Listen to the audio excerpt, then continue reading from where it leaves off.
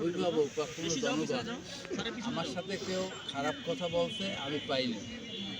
তাই এই আগামী দিন আগামী দিন হচ্ছে আমার শেষ কর্মদিবস। কিন্তু আমার কথা হয়েছে শিক্ষার্থীবৃন্দ, তোমাদের কাছে আমাদের একটা দাবি থাকবে, তোমরা ভালো থাকবা, পড়াশোনা করবা, নিয়মিত স্কুলে আসবা, বাপ মায়ের কথা শুনবা, যে যে ধর্মের সেই ধর্মের অনুশাসন মানবা, আর স্কুলে আসবা আর পড়াশোনা করবা, ভালো কিছু করার চেষ্টা করো।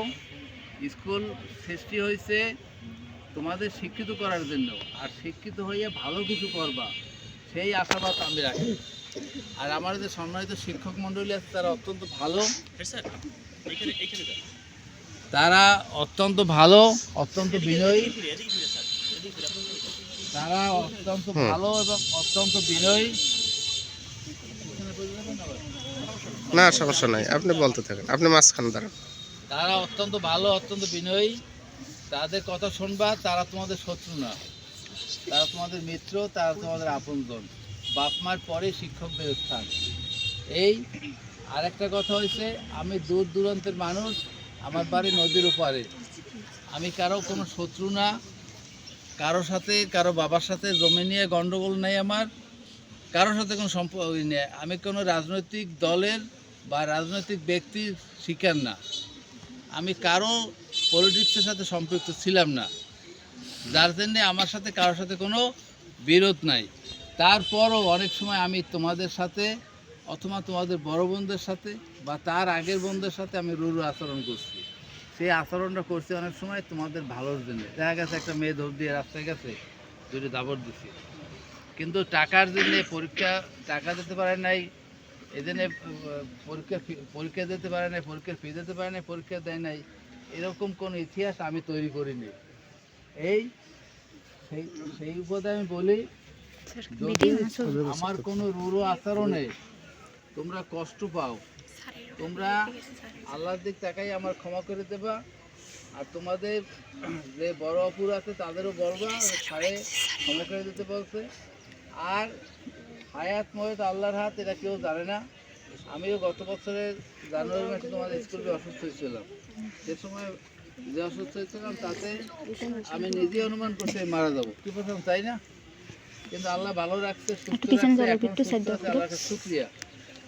যদি কখনো শোনো যে স্যারে মারা গেছে, যারা তোমরা মেয়ে মানুষ, তোমাদের কাছে বলবো না যে তোমরা যাই আমার জানাজা অংশগ্রহণ করো, আর তোমরা পারবাও না, আশা করাও ঠিক হবে না। তাহলে তোমরা জায়নামাজে বসে আমার জন্য দোয়া করো, এই একটু দাবি। আমি তোমাদের কাছে কোনো সময় কোনো কিছু চাইনি, কারো কাছ থেকে কিছু চাই নেই, শুধু এই জিনিসটুকু আমি তোমাদের কাছে চাইছি যে তোমরা আমার জন্য এখনও দোয়া করবা। আর যদি কোনোদিন শোনো যে স্যার মারা গেছে, তাহলে সেই দিন দোয়া করবা যে স্যারের জন্য, যে আমি যেন আল্লাহ যেন আমার ব্যস্তবাসী করে, আর আল্লাহ যেন আমার অসুস্থ না রাখে, বুঝছো? আল্লাহ যেন তো আমাকে অসুস্থ না বানাই রাখে, এই দোয়াটুক করো। তোমরা ছোটো মানুষ, তোমাদের দোয়া আল্লাহ কবুল করবে আমি আশা করি। আর কথা বাড়াবো না। তোমাদের মাথার উপরে আমার হাত, আমার আশীর্বাদের হাত সার্বক্ষণিক থাকবে। কালকে আমার মেয়েরা আসার একটা কথা আছে স্কুলে, ও কখনো আসে নাই। এর আগে আমি একটা কথা বলে রাখি তোমাদের, কেন ওর কাছে বললে ও হয়তো বা একটু রাগ হইতে পারে।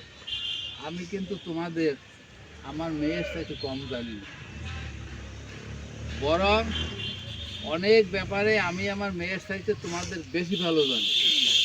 কারণ আমার মেয়ে যে বছর মেট্রিক পরীক্ষা দিয়েছে, সে বছর কিন্তু আমি আমার মেয়ের মেট্রিক পরীক্ষা হলে যাইনি। একদিন মনে গেছিলাম, আর বাকি কয়দিন কিন্তু আমি তোমাদের বড় আপুদের মেট্রিক পরীক্ষার হলে ছিলাম, বুঝছো? সেই জন্য আমি বলি, আমি তোমাদের কিন্তু খারাপ দেখি নাই, খারাপ চোখে দেখি নাই, আমার নিজের মেয়ের মতোই দেখি। ওই স্কুলে যখন মেট্রিক পরীক্ষা দিতে যায়, তখন যদি কেউ জিজ্ঞেস করে, আমি বলি যে আমার 45টা মেয়ে আছে অমুক অমুক হলে, তখন আমার হেডমাস্টার সালাম সাহেব বলছে, তোমার 45টা মেয়ে পাইছো, তোমার 45টা মেয়ে তো না, 45টা ছাত্রী। আপনারা একটু দেখে রেখেন, গ্রামের মেয়ে তো তার রৌদ্র বাইরে গেছে, কথা বাড়াবো না। তোমরা আমার জন্য দোয়া করবা। এই ডুক আমি তোমাদের কাছে এই ভিক্ষে ঢুকছাচ্ছি, বুঝলো? যে ভিক্ষায় তোমাদের তোর অর্থের ক্ষতি হবে না, সেই ভিক্ষাটুকু আমাকে দেবা। এটা হচ্ছে তোমরা আমার জন্য দোয়া করবা। তোমরা ভালো থাকো। আমি যেন শয়নে স্বপনে দেখি যে সন্ন্যাসী গার্লস স্কুলের মেয়েদের মেট্রিক পরীক্ষার রেজাল্ট অনেক ভালো। আবার এবছর মেডিকেলে একটা মেয়ে চান্স পাইছে, আবার 2-1 বছর পর যখন দেখি দেন 3-4টা করে মেয়ে চান্স, প্রতি বছর যেন চান্স প্রতি বছর যেন চান্স পায়, প্রতি বছর যেন, শুধু মেডিকেলে না, ইঞ্জিনিয়ারিং আমার স্কুলের মেয়েরা চান্স পায় নাই। বিশ্ববিদ্যালয় আছে বেশ কয়েকজন, আর সব জায়গায় আছে। আমার আশা থাকবে সামনে বুয়েটে বা কুয়েট, সুয়েট, রুয়েট, জুয়েট যেখানে হোক, যারা 2-1টা মাইয়া ইঞ্জিনিয়ারিংয়ে চান্স পায়। আর বাড়াবো না। তোমাদের আমি দিনে সূর্যের আলোর চাইতেও বেশি আলোকিত দেখতে চাই। আর সূর্যের আর চাঁদের ছিনিকদের মতো তোমরা জল জল করো, এই আশা করি। সূর্যের আলোর মতো তোমরা আলোকিত হবা, পুলকিত হবা। আর চাঁদের আলোর মতো তোমরা মানে মিষ্টি আলো তোমরা ছড়াই দেবা। এবং পরিবারে বাপের এবং মায়ের সাথে সুসম্পর্ক রক্ষা করবা, ভালো জানবা। আর একটা সমস্যা আমাদের সমাজে দেখা দিচ্ছে এখন, সে কথাটা আমি বলে দিই। সেটা হচ্ছে তোমরা আজকের মেয়ে 5 বছর পরে একবারের ওয়াইফ, একবারের বউ। কিন্তু বর্তমানে মানে কোনো অবস্থাতেই তোমরা তোমার মায়েদের যেরকম জানো, শ্বশুর বাড়ি যাইয়া শ্বশুর শাশুড়ির ভুল থাকবে, তারপর শ্বশুর শাশুড়িকে ভালো জানবা, তাদের দোয়া নেবা। সকলের প্রতি দোয়া রইল। আল্লাহ হাফেজ। যার যার খেলার চলে যাবে।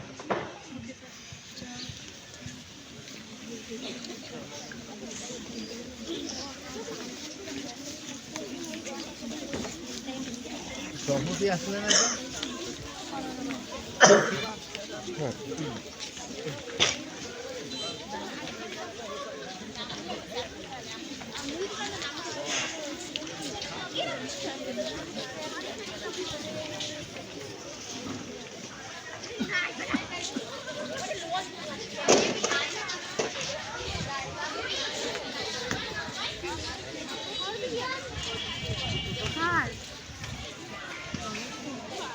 স্যার ওই টাকা দেওয়ার জন্য গার্জিয়ান নিয়ে আসতে ওই 20 স্যার নেবে টাকা।